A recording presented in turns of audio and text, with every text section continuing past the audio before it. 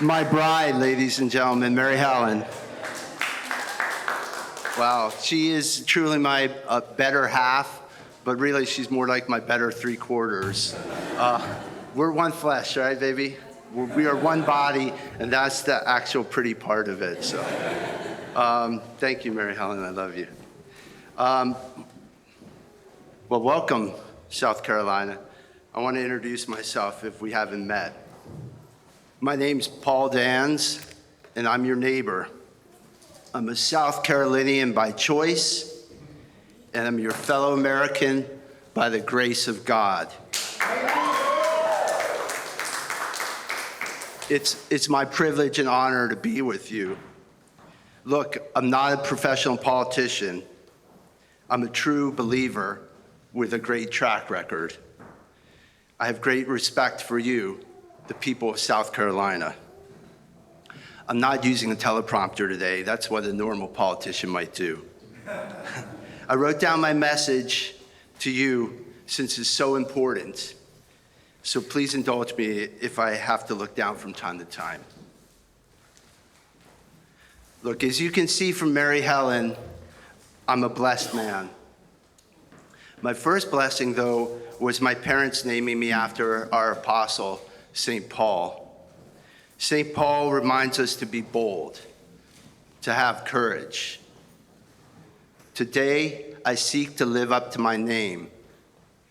I'm a guy who got into politics because God had given me certain gifts, and there was no choice for me to sit this one out. We have a country to save.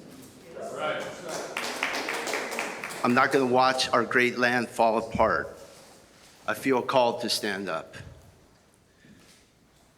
As you can see, Mary Helen's a wonderful and incredible woman, and I want to tell her she's my soulmate.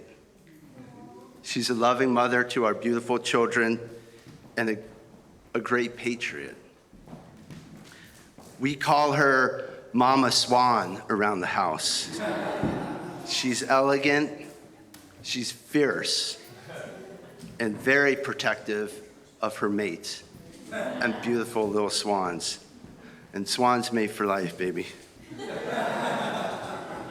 So, I also want to thank those of you who were able to make it to the prayer breakfast this morning, and for everyone who put that on. It was a really moving event, and I'll always cherish it. We would never take out on this mission without first thanking the Almighty and praying for guidance and protection. This morning, we suited up in the armor of God. Finally, we paid respects to several of the patriot heroes who are at their eternal rest just steps from this historic spot.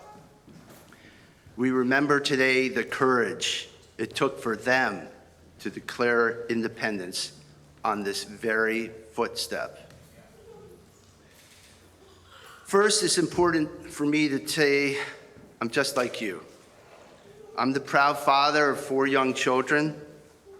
With Mary Helen by my side, we work as one at home. I cook the meals, change diapers, I do the dishes, probably too many times to count. She tells me I'm really good at doing the dishes. I think it's kind of a gag, but I fall for it every time. I shop at your supermarkets. I know how crazy expensive everything is. And I sit down at the end of the month to try to make everything add up. My wife is an entrepreneur. She's also a world-famous ballerina. She's an innovator and tech entrepreneur. I'm extremely proud of her, as you can tell. I'm also her man candy, for whatever word. I would also put myself as her #1 unpaid employee, her chief cook and bottle washer. In short, we face the same challenges as you do. I know them well. I know what it's like to pay the bills. I know what it's like to have to make a payroll. I know what it's like to stay up with a little sick kid all night. So let me tell you a little bit about my background. I come from a family of immigrants who landed at Ellis Island with nothing in their pockets. They worked their whole lives and fought for this country and reached the American dream through study, hard work, and sacrifice. My family, like many of yours, are the ones who did the dirty jobs, paid the taxes, bravely fought the wars, and returned home hoping to make a better life for their family. I was fortunate. I graduated with 2 degrees from the Massachusetts Institute of Technology, and subsequently I studied law at the University of Virginia School of Law. I went on to work at the nation's most competitive and demanding law firms and developed the professional skills that make me an effective public servant in Washington. I'm an MIT problem solver and the top attorney who represents my clients, soon to be you, with zeal. I went to work over 10 years ago to help get President Trump elected and have worked for America First every day since.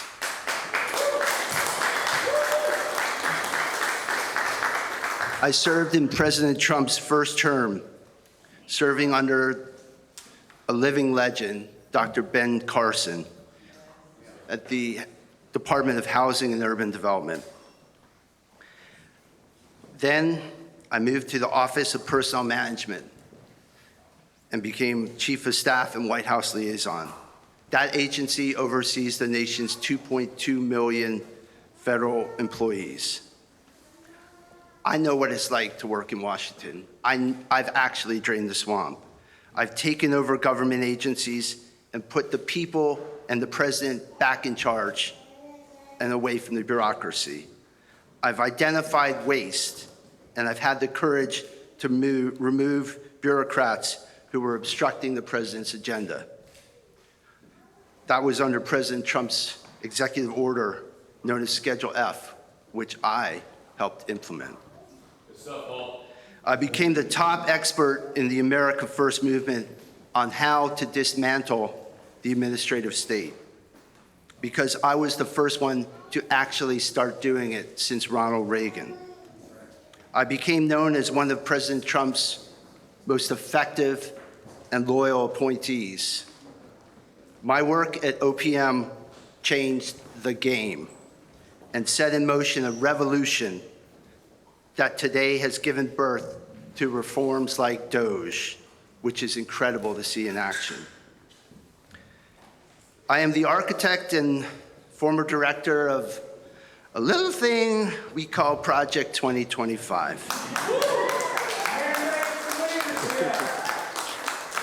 This was the operating manual on how to take down the deep state and unelected bureaucracy and restore our federal government to one of, by, and for the people.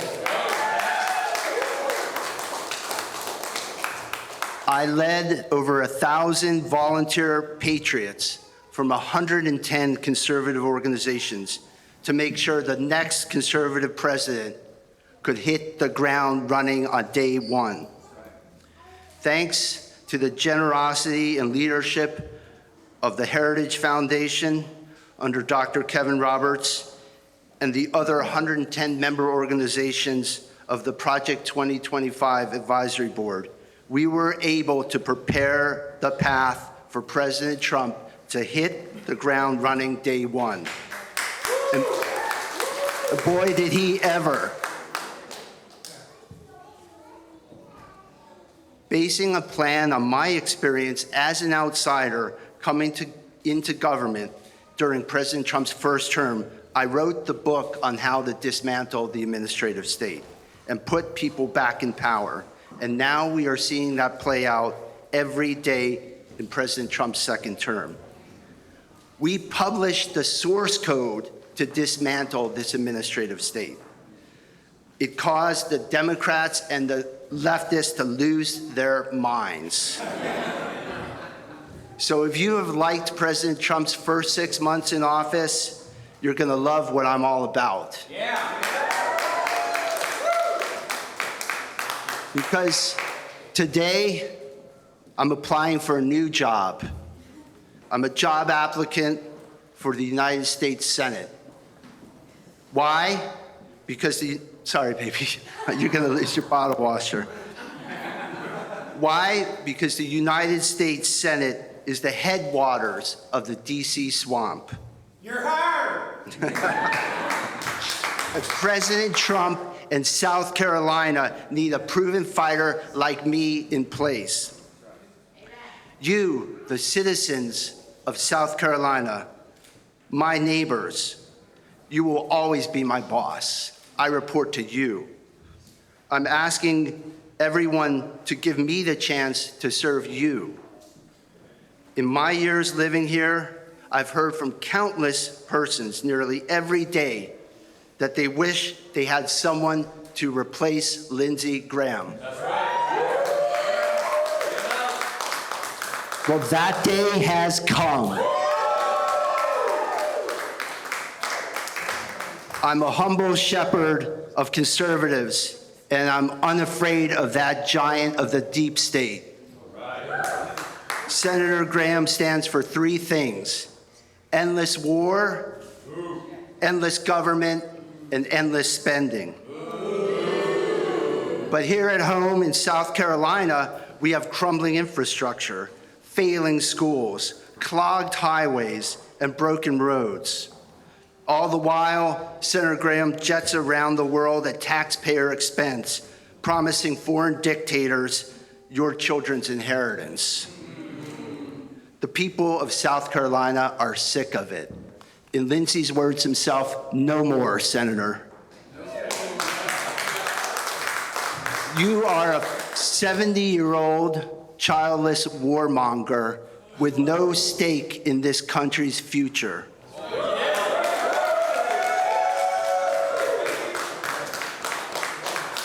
Our kids deserve better, and that's why I'm here.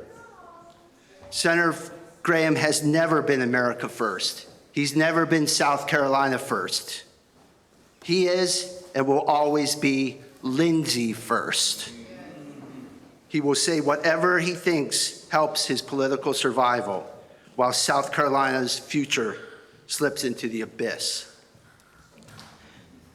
When I told people around the state that I was going to primary Lindsey Graham, I always heard the same two words: thank God. And today I bring the good news. You'll never have to happen to hold your nose again and vote for Lindsey. In me, Senator Graham has met his match. And today we are making a declaration to ourselves, the citizens of South Carolina, to our fellow Americans, that South Carolina will be liberated from this country's #1 deep state swamp critter and warmonger. June 9th, 2026 will be Independence Day for South Carolina. We are going to retire Lindsey Graham once and for all. As my favorite president would say, Lindsey, you're fired. So here's my beliefs and my promise to you. A fire burns in my belly. I thirst for justice to be done. You deserve action in Washington, not Lindsey Graham's double talk. I made an oath to my bride here on Johns Island, about 10 miles away, 20 years ago. And today I'm going to make a solemn pledge to you, the great people of South Carolina, as I stand foot in this holy city. I will honor the trust you place in me. I will never deceive you.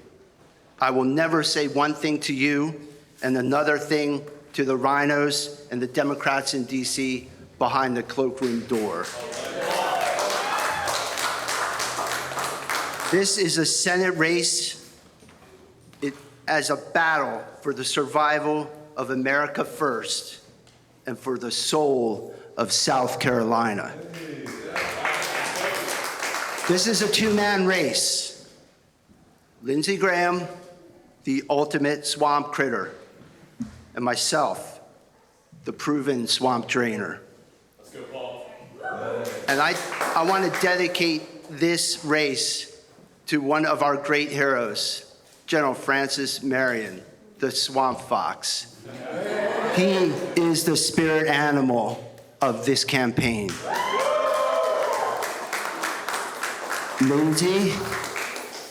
Lindsey, we're coming for you.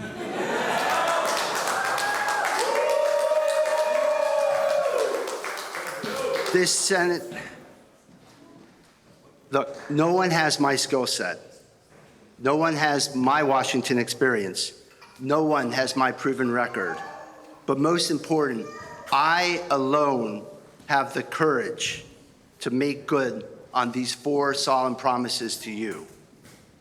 I will, 1, say no to endless foreign wars. This means stopping Lindsey Graham as he is hell-bent on starting World War III. 2, I will make the American dream affordable again. The younger generations are entitled to a piece of this rock. They must be able to buy houses and start a family when they're still young. We can't spend all of our money on this profligate foreign adventurism and expect anyone to ever get ahead in this country. The roads are falling apart. Let's work on getting us on our own feet before we help someone else. First rule of rescue. 3, I will actually cut government. I will lead the United States Senate to make permanent the DOGE cuts and lead a new DOGE 2.0. And this time those cuts will stick for all the brave work that DOGE has done before. Mandate for leadership. There it is, you know it. 4, I will obliterate the deep state. You deserve action and answers, and I'm the attorney who will not stop until I get them for you. So let me close here. There comes a time in a man's life when he alone must have the courage to stand up and declare his willingness to fight for his beliefs. Today is that day for me.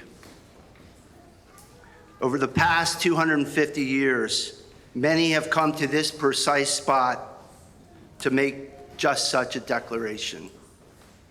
Now today, here, I humbly come before our God, my loving family, and you, my friends and neighbors, and I ask for your support to serve as your next United States Senator from the great state of South Carolina.